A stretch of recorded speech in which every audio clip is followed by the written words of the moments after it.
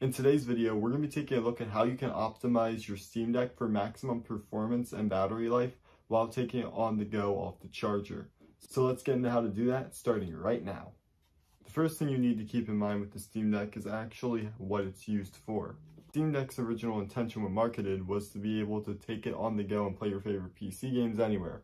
And you can always go back and watch my review. However, it is able to do this almost flawlessly. A matter of fact, it's able to play games as taxing as Elden Ring, along with being able to emulate RPCS 3 Demon Souls with almost no problems at all.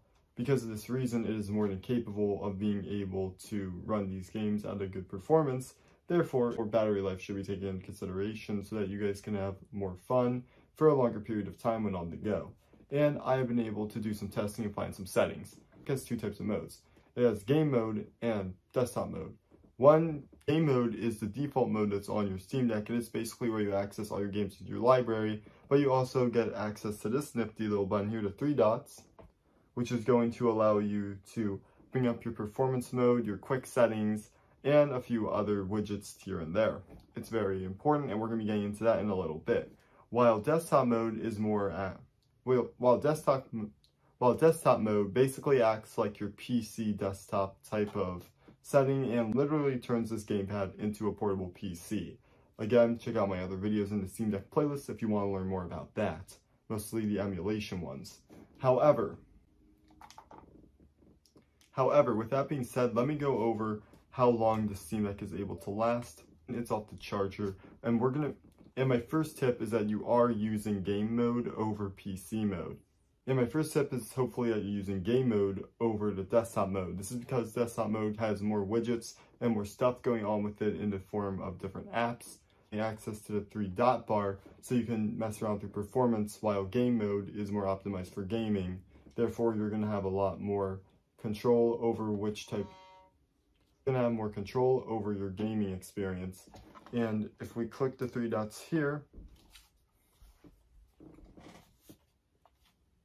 and go over to our battery, you're going to see a performance mode right here. This is where we're going to be spending most of our time in this video. But before we actually get into what are the best settings for which games, I first want to go over the different types of battery frame. I still want to go over my two tests I did. I did one in performance mode, and I did one off of performance mode. Used Elden Ring as my game as a test dummy, and then I decided to go on and use my performance mode, where I put my performance at its maximum and then played through the game. And then I used my battery saving mode, where I just did the same thing, and here were my results.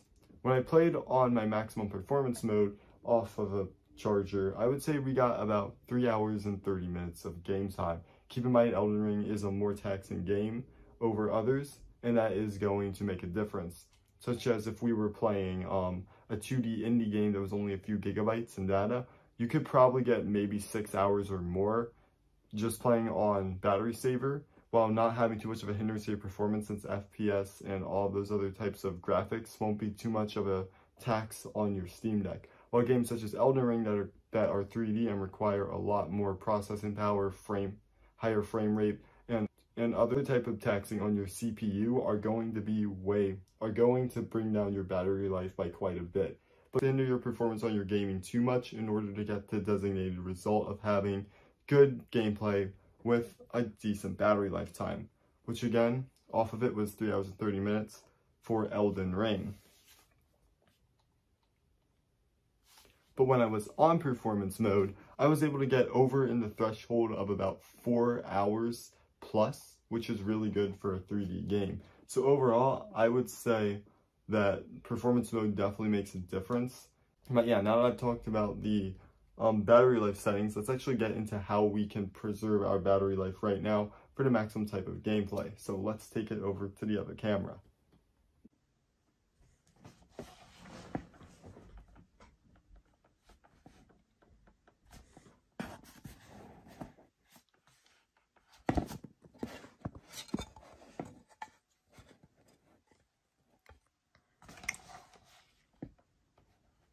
Alright, I do apologize about the angle we have this at. I promise in future videos it won't keep being like this. We're going to be on desktop mode, and we're going to be recording off OBS, which I do have a video on. Check that out. But first, we're going to go over all the best settings for saving our battery life while still maintaining a good performance. So what we have to do first is be on gamepad mode, of course. Then we have to go to the 3 buttons here. We're gonna press that button from there. That is gonna access our quick widgets, and we're gonna go down to the battery, and this is our performance. So you guys can see right here, I have 3 hours and 26 minutes calculating battery life. This will change on the fly depending on what you're doing. Again, different games, different settings, mess with different brightness, and brightness does affect your battery performance. I do have my performance overlay, but this isn't going to actually help you at all with your performance. If anything, it's just showing you what's going on at the current time. I just have my FPS on at the 1, and I switched it from basic view to advanced view, and here are our performance settings. We're not going to use the default, or we're going to use the default profile. So frame rate limit, I like to have mine to 60 or 30 when I'm on best performance mode, depending on what the game is. Usually in Elden Ring, I'll keep it at 60 if I can, but if it's, say, a 2D indie game, 30 FPS should do you good, which will allow you to basically run the game comfortably without having it lag out on you. Refresh rate is another thing that could definitely affect your performance, and again, your battery life as well.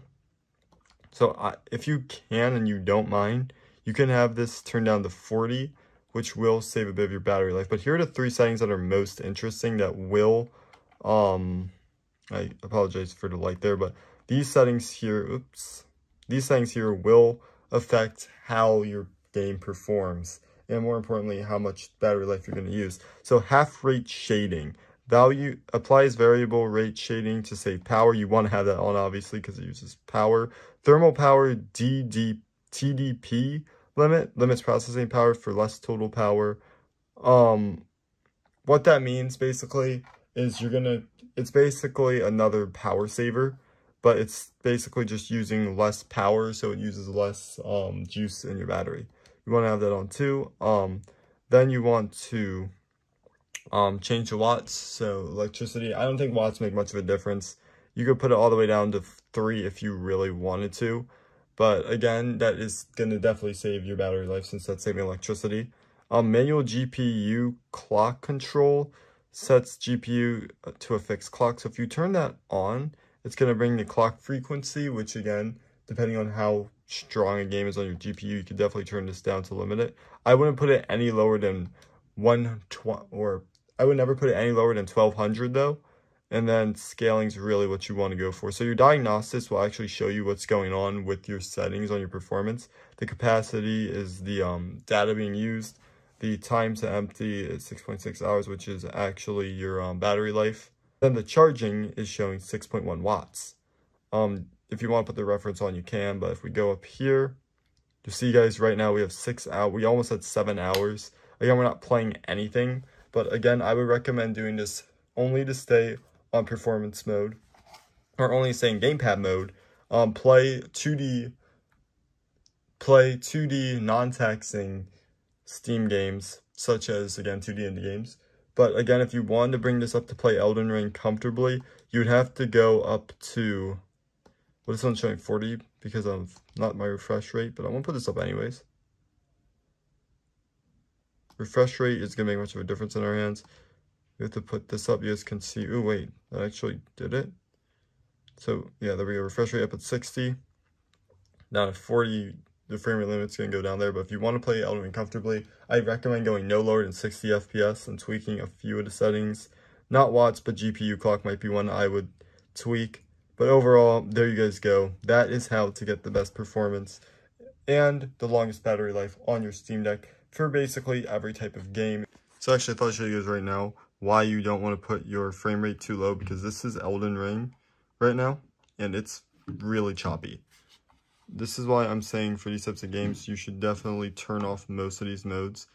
What I would do is I would go to frame rate unlimited, then to unlimited, turn off the variable. Well, actually, no, you could keep on the variable, but you're going to want to turn up your power, which again is going to use more battery. But honestly, for games like Elden Ring, you kind of have to take that sacrifice. GPU clock isn't going to do much of a difference. You guys can see now, the frame rate is going up, and this is kind of how you have to play 3D games. This is why I say you should definitely just play 2D games over it, but depending on what games you like will depend on what you'll want to do. But yeah, let's go to the end of the video. If you guys did get any value from today's video, please make sure to like the video. It's always appreciated. And why not, while you're at it, wow, I haven't played this game much, but on this account. But anyways, while you're at it, please make sure to subscribe and hit the notification bell. It really does help me a lot. And make sure you have your notification bell set to all notifications, so you guys don't miss when my videos, streams, and community tab posts come out, because you guys might learn something there that you didn't know. Also, be sure to go and follow my Twitch. I am starting to stream over there, and I hope to have a warm welcome. So if you guys do have Twitch, please go and follow me over there. It would be appreciated so much. And be sure to follow all my other socials, including my Instagram and Twitter, along with going and at least checking out the merch shop. Got some cool merch over there if you're an Elden Ring fan, so it's worth checking out. You can also use my coupon code RyanCreates at aalia.com to save 3% or more on your next purchase. And why not? And please go and check out the Steam Deck playlist if you guys need any other help or need any other tutorials, such as how to emulate on your Steam Deck or how to record. But until next time, thank you guys so much for watching today's video. I hope this video helps you guys get the best and longest and best performance battery life on your Steam Deck. And until next time, peace. Now I'm going to go and have fun playing Elden Ring on my Steam Deck downstairs in the living room. And probably in the laboratory later.